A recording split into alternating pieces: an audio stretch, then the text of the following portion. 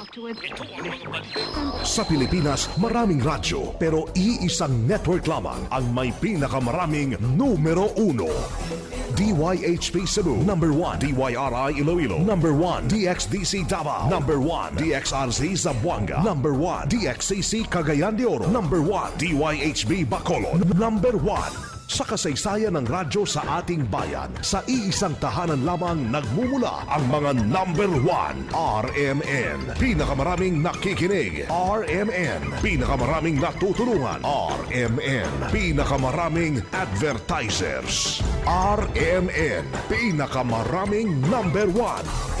Jensa, Iligan, Pagadian, Dipolo, Cotabato, pinakamaraming himpilan. Naga, Baguio, Dagupan, Viga, Lucena, Kawayan, Legazpi, Masbate, Ormo, Tugigaraw, Cotabato, Coronadal, Surigao, Dipolo, Malaybalay, Ozamis, Sorsogon, Butuan, Calibo, Rojas at Metro Manila.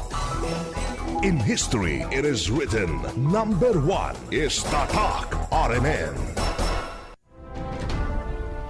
Kangit-ngit o mga suliran sa kalibutan, suliran sa mga kabataan, nagkadaiyang korupsyon sa katilingban, ug bisan sa atong simbahan, adiksyon o suliran sa droga, panagbahin-bahin sa katawhan, sa relihiyon o tinuhuan, ug uban pang mga suliran, unsay mga hinungdan na ining tanan. Tungod niini nahimugso na tao kining tulumanon. Lamdag sa kahitasan. Tulumanon nga muayag, mubatbat ug mutubag na ining tanan. Uban ni ining inyong sulugoon, Silbert Dunduyano alias Veritas. Lamdag sa kahitasan. Lamdag sa kahitasan. Ang maong tulumanon inyong madungog madag adlaw. Lunes hangtod Sabado, sumay alas 6:30 ngadto sa alas 7 sa gabi. Ug sa adlawng Domingo, alas 2:30 ngadto alas 3 sa hapon.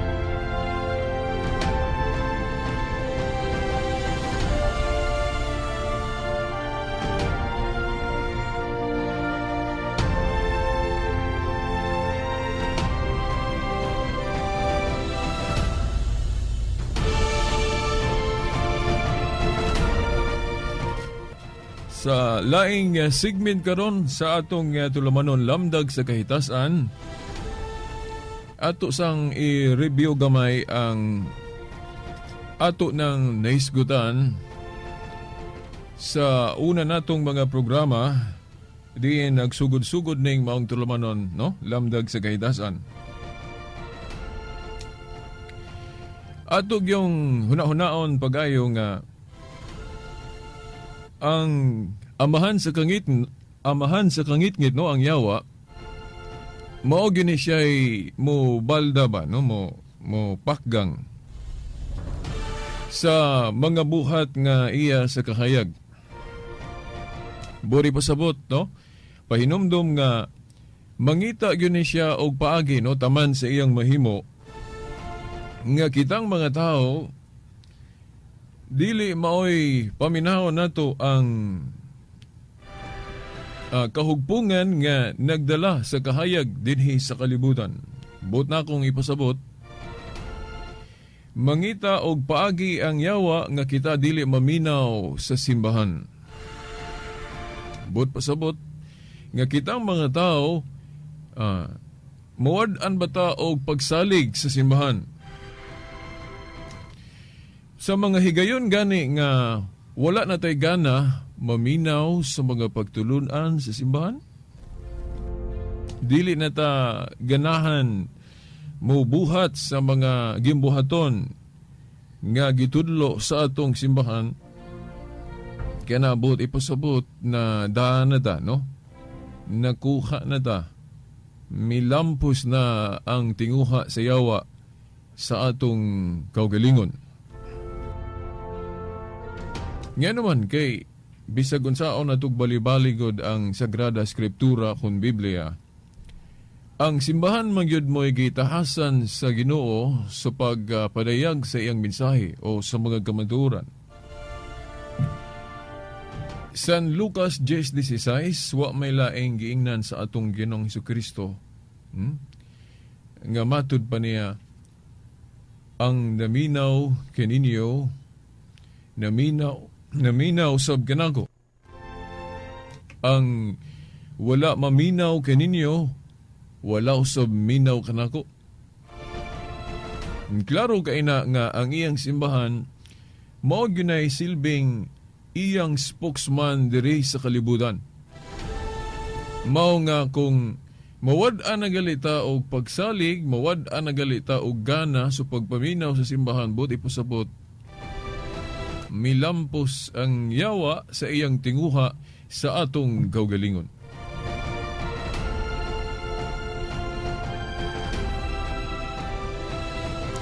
Usa sa atong hisgutan karon, usa sa atong dapat mahibaw-an kining issue sa kinibang sugo. Kining napulo ka sugo nga gipadayag sa Dios nga naa gyud sa Biblia, no? Nga ang atong simbahang Katoliko nanudlo ni anang balaod sa Dios, no? Kanang napulo ka sugo. Decalogue ba? 10 Commandments. Ug unya, nasayod ba mo o nakahibalo ba mo nga ang atong simbahan akusahan o pasanginlan nga ato kunong giusab o giribais o gidilit kuno ng pipila ka sugo diha sa napulo ka sugo sa Dios na kuno'y giusob nato o kana bang gidilit. Kini mao ni usa sa atong dapat mahibaw-an kung unsa nang gipasangil nila ug unsa pod ang atong kahayag o lamdag ana kay kung dili gud ta kabantay aning gipakatap nga impormasyon mo nay makaingon ta nga uy kung madaba ta sa broadcast o lingla o kanang deception sa yawa makuan ang atong panghuna-huna makaingon ta uy ang simbahan na sayop. Simbahang Katoliko na sayop. So kay sayop so dili ni mao ang tinuod. But ipasabot katubang akong naingon na ninyo ba nga diha sa Isaiah 5:20 nga moabot ang panahon nga ang kamatuoran maoy himuong bakak. But ipasabot ang insakto maoy himuong sayop. Ug ang sayop maoy himuong insakto. Kung baga sa kulor pa na ang itom himuong puti ug ang puti himuong itom balihon. Buot ipasabot nga ang atong simbahan imbes nagdala sa kamaturan liman ka Espiritu Santo God mo ay nagiya, no? Nya masayop. Dili mahitabo nga ang Espiritu Santo masayop sa paggiya sa iyang simbahan sa Dios diri sa yuta. Mao na nga mangita og paagi ang yawa nga unsaon na niya, iya ra pong gamiton kita ang mga tawo ra pod. Iyang linglahon. Kana bang ipaagi niya sa panudlo. Mga panudlo nga kana bang deception o kanang binalit-ad nga kung madata na mao nay himong insakto sa uban. Kanang giingon ba nga ang bakak balik-balikon basta dili gali matubag mao na ni mahimo dayong insakto para nila o para sa kadaghanan. Mabalitaan ba? Muna nga atong ibutyag dire. Naabitaw, nahinumdum ko sa tulumanon, no? Dire pod, no? Sa istasyon nga. Sa to? Ipabarog ko no sa Dios ang kamatuoran pinaagi sa pagsulti sa mga bakak, no? O di ba? Naay tulumanon dire, no? Sa iyo pagisbuntag, no? Tinuod na, no? Mutuog yung ko na, no? Nga, sa atong tulumanon, lamdag sa kahitasan mo po na atong buhaton diri.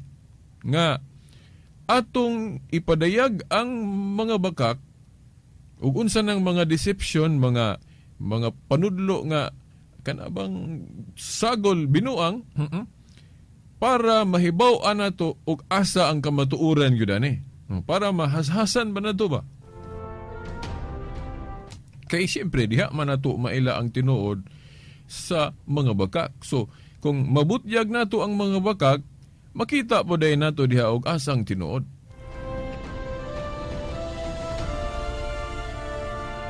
Ang kuidao lang, ang dimalas lang ani kung masulti nato ang bakak, then dili ta maghibalog asang tinuod ani, no? Kana mo po kadimalas po noon nga puros ra bakak nga tong masulti din then dili ta maantigo mo padihag sa tinuod.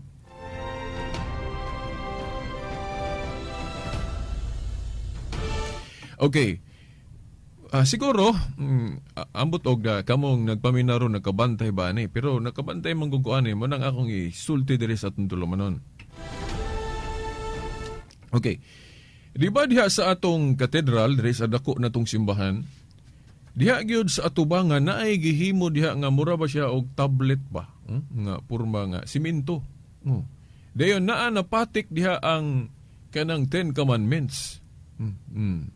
Buti pasabot diha nga kitang mga Katoliko parang dili gyud ta kalimot anang napulo kasugo sa Dios kanang mando.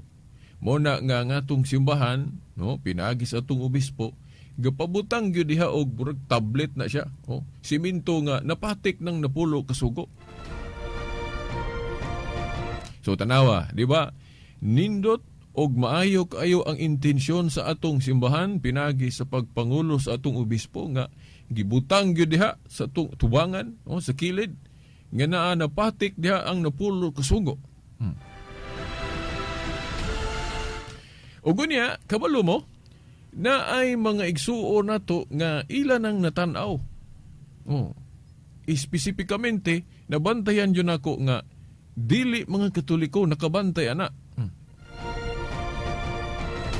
Og dili lang diha gani, naapon na sa atong libro sa katekisem kay gibutang man po na. Kanang napulo kasugo nga hanay nga catechetical formula. Dili tong kanang gitawag na tog detailed. Kay duha man gud ka klase ang hanay sa napulo kasugo. Detailed kanang ugon sa tong litra por litra nga pagkahanay dito sa Biblia, mao na ang hanay. Pero naay kanang gitawag na tog catechetical formula. Diha sa catechetical formula, dunay gipangmubo sa tupag gi-summarize ba? Gi-summarize. Kanang naa diha sa atubangan sa atong simbahan nga hanay sa napulo kasugo, catechetical formula na, but pasabot gimubo, but pasabot gi-summarize. Unya, kahibalo mo unsay buhaton sa mga kanang mga dili Katoliko nga ila ng atakiho na? Inani ang ilang buhaton. Muingon sila nga na ako no'y gidilit diha. Kanang napulo kuno kasugo nato diha sa catechetical formula na ako no'y gidilit sa mga pari. For example, kanang galing mando sa Dios diha sa napulo kasugo nga gidili ng mga Diyos o kanang mga imahen ba nga gipaka Dios. Gi-idolize. Kana ko nung pagdili sa pagbuhat og mga revolto, larawan, kung tan-awon kuno diha sa catechetical nga hanay ba, sa napulo kasugo sa atong simbahan, giwala na kuno. Kay ang gibutang diha sa catechetical, giingon lang, ayaw pagbaton og laing Dios gawas kanako. Then katong sa bersikulo 4 ug 5 nga nagdili og mga ribulto o larawan gidilit kuno sa mga pare. Kay wala namang kuno diha. Tanawar go ninyo ng kuan kanang sa atong hanay sa Napulo Kasugo diha sa atubangan jud sa atong simbahan ba. Di ba tinuod mo pod nga wala na tuod gibutang didto kanang gidili ang pagbuhat bisan unsang dagway sa larawan. O dayan ang pagyukbo gidili. Wala na gibutang diha. Munang muingon din sila nga tanawa ra guning gibuhat sa mga Katoliko kanang ilang Napulo Kasugo na ay gidilit kay giwala na nang pagdili sa paghimog mga larawan bisan unsa then kana pong pagyukbo nga kay balo mo ana din sila nga gidilit na sa mga pare kay maigo man sila ana.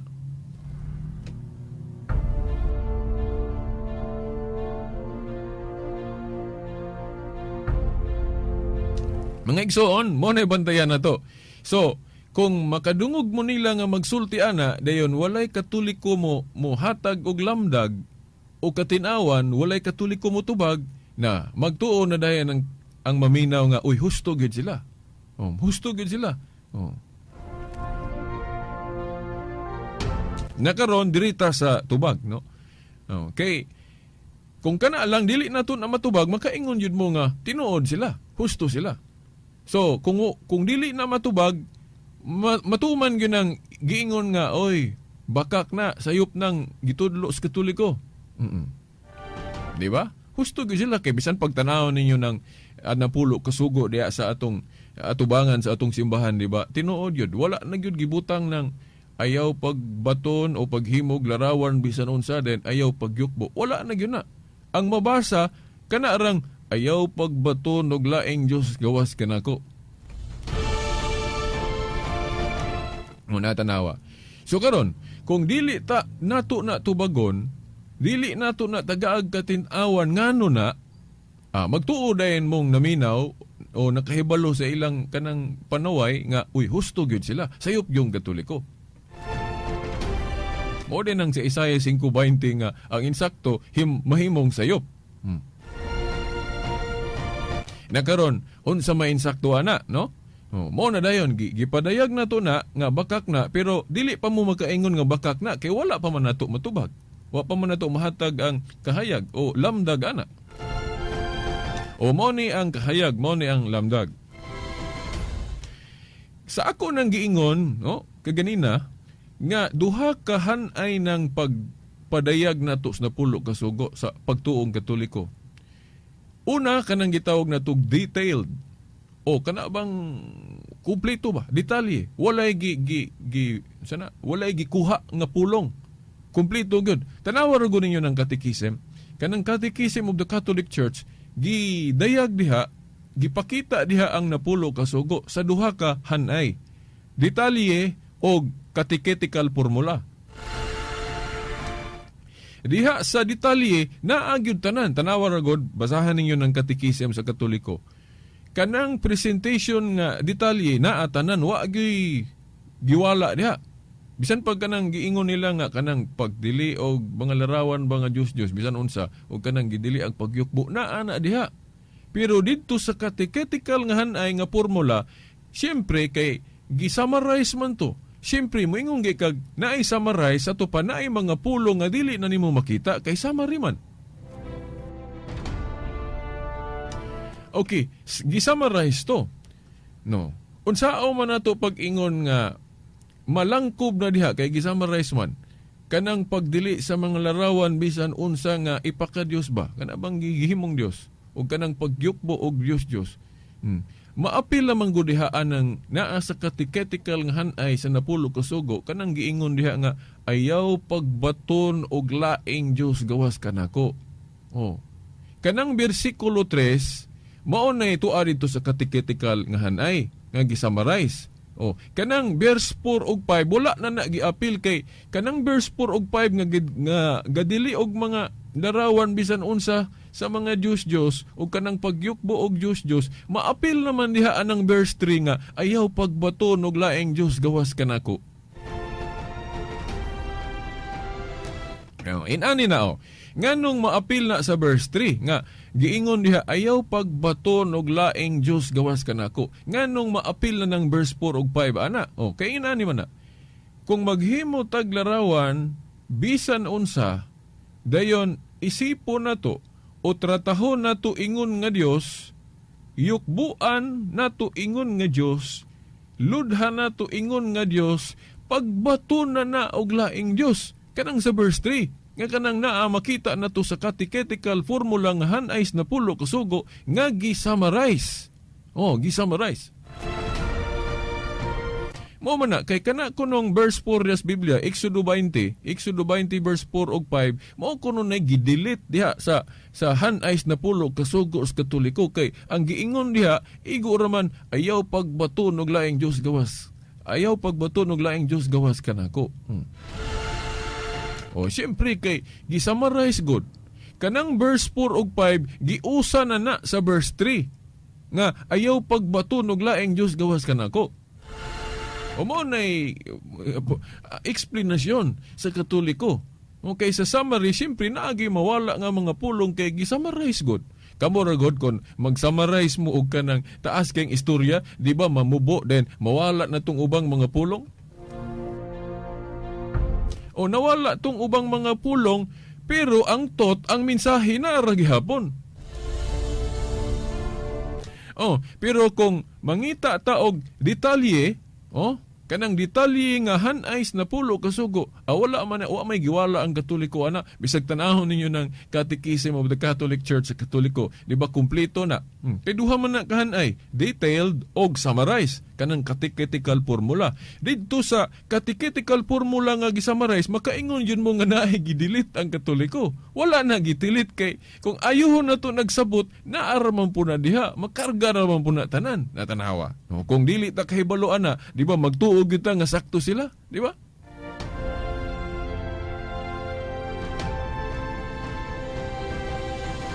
Kay mingon man sila, gidelete sa Katoliko, kay yukbo maguna sila glarawan, kay maigo man sila ana, pero wala na gidelete, kay ang gipasabot gud anang verse 4 ug 5 kanang magbuhat tag larawan, then isipon natong Dios ug yukbuan ingon nga Dios, mao man ay pagbaton og laing Dios.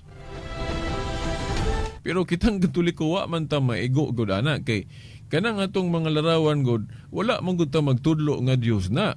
Kung muluhod ta ana, pagtahod ra man na, veneration ra man na. Dili man tanang pagluhod pagpaka-Dios, di ba? Naan sa Biblia, katong buhat 16:29 ug 30 nga si Pablo ug Silas giyukbuan, pero dili man to yukbo nga pagpaka-Dios, pagtahod ra man to. Napag yung example ana nga dili tanang yukbo nga nagatubang kag larawan nga gipaka-Dios nimo ng larawan, kanang sa Isaias kapitulo 37 versikulo 14 nga 16 nga si Ezekias gaampo sa Ginoo, pero ang iyang giatubang katong larawan sa kiruben o kanang anghel, pero wala siya magtuo nga katong larawan sa kiruben o anghel mao'y Dios. Katong larawan sa kiruben nagsimbolo lang to sa presensya sa Dios.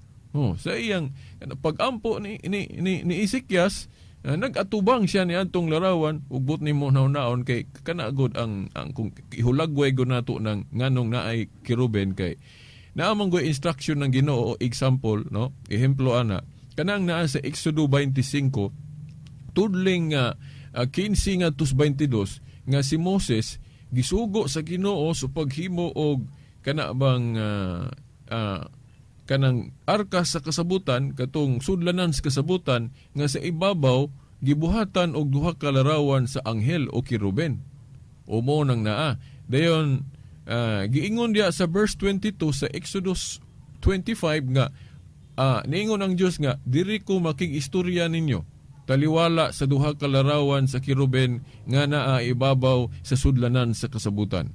So buot ipasabot ang presence of God, ang presensya sa Dios naa didto ibabaw sa arka o sudlanan sa kasabutan nga naay larawan sa kiruben. Kay nga naman didto man kuno siya makigtagbo, didto kuno siya makig-istorya. Buot ipasabot nga kadtong sudlanan sa kasabutan nga naay larawan sa anghel o kiruben, nagsimbolo lang to sa presensya sa Dios. O mao na nga Kay kanang mga butanga, gitawag man na nato og balaang simbolo. Kana galing naa sa Salmo 74:1-9. Oh. Mga balaang simbolo. Kanang mga balaang simbolo nga mga butang, nagsimbolo gyud na sa presensya sa Dios. Mao bitaw nga si Josue diya sa kapitulo 7 bersikulo 6, no? Josue 7 bersikulo 6, niyukbo siya sa Dios, pero ang iyang giatubang sudlanan sa kasabutan nga kung atong basahon ang Exodo 25 17 ngadto 22 na ay larawan si Kiruben. So si Josue di ay miyukbo sa Dios nga nagatubang sa sudlanan sa kasabutan nga naay larawan si Kiruben sa ibabaw. Nganong dito man sa miyukbo, kay nagsimbolo man to sa presensya sa Dios katong sudlanan sa kasabutan nga naay duha ka larawan si Kiruben. Pero wala magtuo si Josue nga ang Dios mao tong larawan sa anghel o Kiruben. Mao po na kaming kitang mga Katoliko kay pasanginlan man gud ta nga naigo kuno ta anang Exodo 24:5 kay mao lagi larawan giyukbuan na to nga dili man na mao ang ilang pagsabot ana. Kanang sa Exodo 20, 3, 4 ug 5, kadto ng mga ribulto diha nga gipasabot nga gipakadiyos sa tao. Giludhan ingon nga Dios, dili maigo kitang mga Katoliko ana kay unang-una walay doktrina ang Katoliko nga nagtudlo ang mga pari nga kanang mga larawan nato mga Dios na. Idolatry na, no? Kibalo ka mga pari pa nga suna dusi ka tuig tinuon na ng seminaryo niya, di kibalo mga pari ana. Mao na gidili sa larawan ang pagpakadiyos. Ang sakto nga paggamit sa larawan wa nagkidili sa Dios. Kay ingon ani ra man guni kaning larawan gali, ang uban gali manudlo mingon sila basta larawan gidili na di man na mao.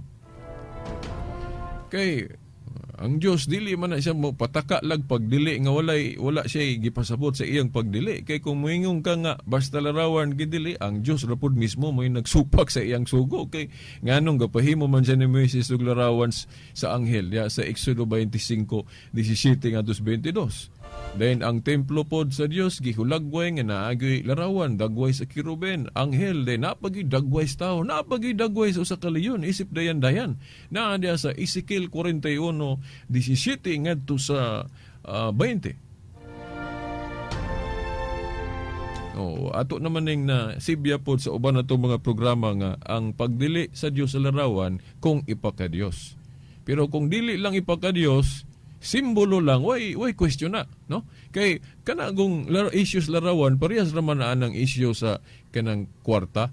Ang kwarta dili dautan kung gamiton sa insakto, pero kung ipakadiyos na ang kwarta, mao na po na dili maayo.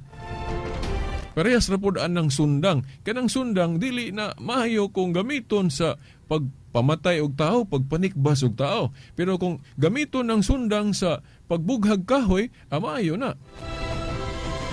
Kini pong Biblia, example gihapon ning Biblia. Maayo ning Biblia kung gamiton sa paghiusa sa katawhan sa Dios. Pero kung gamiton ning Biblia sa pagbahin-bahin sa mga tao, dili na po na maayo.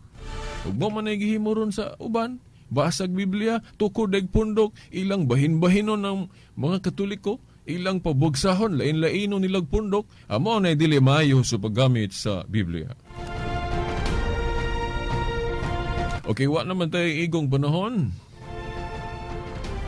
Sige hapon, sa ngalan na lang sa atong mahal nga inahan, Mama Mary. Mga kidagkuan sa atong simbahan, no? Diri sa Diocese of Dipolog, pinagi sa atong talahurong obispo, Monsignor Sibero Kermari, ubanas mga kaparian. Kini ang ubos ninyong alagad mong tulumanon, lamdag sa kahitasan, Silbert Dondoyano Sr. alias Veridas. Kauban sa atong mga amigo sa technical side, Danilo Luod o Expedito Ilumba. Hangtod ugma pohon, sa ngalan sa Amahan, sa Anak, sa Espiritu Santo. Amen.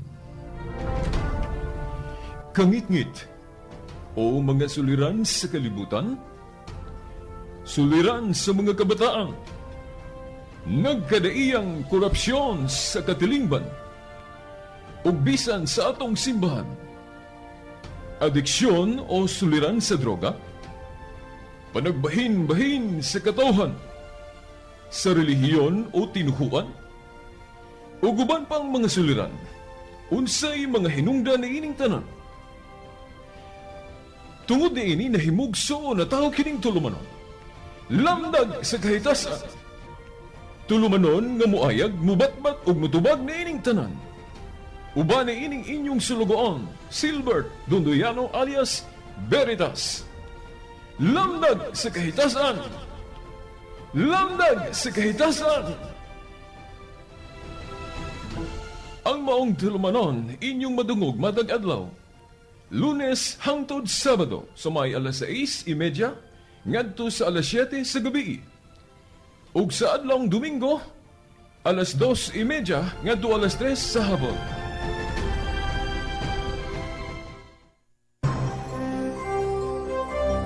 Ito ang DXDR 981 sa Dipolog numero 1. Tatak RMN.